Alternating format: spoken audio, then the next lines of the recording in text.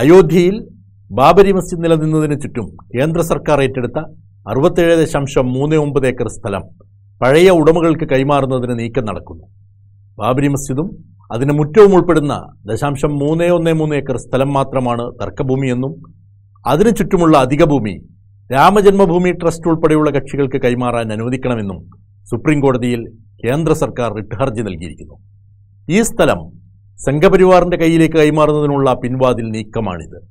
1992 December 6 ഹിന്ദുത്വർ Babri Masjid തകർത്ത ശേഷം 93 തർക്കഭൂമിയായ 0.313 acre ഉൾപ്പെടെ 67.703 ഏക്കർ സ്ഥലം അയോധ്യ നിയമത്തിലൂടെ കേന്ദ്ര സർക്കാർ ഏറ്റെടുത്തത്.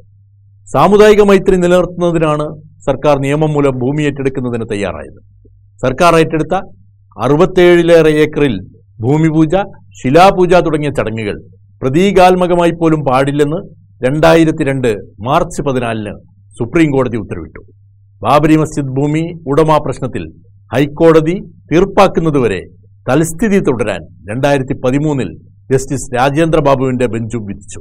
2.77 ഏക്കർ ഭൂമി രാംലല്ല, നിർമോഹി അഖാര, ബാബരി മസ്ജിദിനു വേണ്ടി സുന്നി വഖഫ് ബോർഡ് എന്നീ 3 കക്ഷികൾക്ക് 3ആയി വിഭജിച്ച് നൽകാൻ അലഹബാദ് ഹൈക്കോടതി 2010 സെപ്റ്റംബറിൽ ഉത്തരവിട്ടിരുന്നു. ഇതിനെതിരെ ഹിന്ദു മുസ്ലിം സംഘടനകളുടെ അപ്പീൽ സുപ്രീം കോടതിയിലാണ്. ഈ അപ്പീലുകളിൽ തീർപ്പ് വരുന്നതുവരെ സുപ്രീം കോടതി വിധി അനുസരിച്ച് തൽസ്ഥിതി തുടരേണ്ടതുണ്ട്. ബാബരി മസ്ജിദ് നിലനിന്നിരുന്ന 0.313 ഏക്കർ സംബന്ധിച്ച തർക്കമാണ് സുപ്രീം കോടതി പരിഗണിക്കുന്നത്.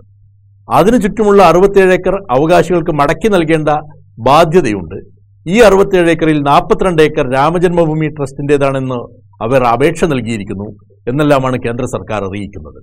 ക്ഷേത്ര നിർമ്മാണത്തിനായി വിശ്വ ഹിന്ദു പരിഷത്ത് രൂപീകരിച്ചതാണ് രാമജന്മഭൂമി ന്യാസ് ട്രസ്റ്റ്. ഈ ട്രസ്റ്റ് സർക്കാരിനെ സമീപിച്ച് അവകാശവാദം ഉന്നയിച്ചിട്ടുണ്ടെന്നും ഏറ്റെടുത്ത് 25 വർഷം പിന്നിട്ടിട്ടും ഭൂമി കൈവശം വെക്കുന്നത് ശരിയല്ലെന്നുമാണ് ഹർജിയിൽ സർക്കാർ ബോധിപ്പിക്കുന്നത്. അയോധ്യയിൽ തൽസ്ഥിതി തുടരണമെന്ന 2003 മാർച്ച് 31 സുപ്രീം കോടതി ഉത്തരവ് ഭേദഗതി ചെയ്യണമെന്നും കേന്ദ്രം ആവശ്യപ്പെടുന്നു. ലോക്സഭാ തിരഞ്ഞെടുപ്പ് മുന്നിലെത്തിയിരിക്കെ രാമക്ഷേത്രവാദികളെ സമാശ്വസിപ്പിക്കാനും രാമക്ഷേത്ര വിഷയം സജീവമാക്കി നിർത്തുന്നതിനുമാണ് ഈ നീക്കം. ഭൂമി ഉടമകൾക്ക് തിരിച്ചു കൊടുത്താൽ ഹിന്ദുക്കൾക്ക് ലഭിക്കുന്ന സ്ഥലത്ത് രാമക്ഷേത്ര നിർമ്മാണം ഉടനെ തുടങ്ങാനാവുമെന്ന് ഉത്തർപ്രദേശ് മുഖ്യമന്ത്രി യോഗി ആദിത്യനാഥിന്റെ പ്രസ്താവന ഇക്കാര്യം പുറത്തുകൊണ്ടുവരുന്നുണ്ട്.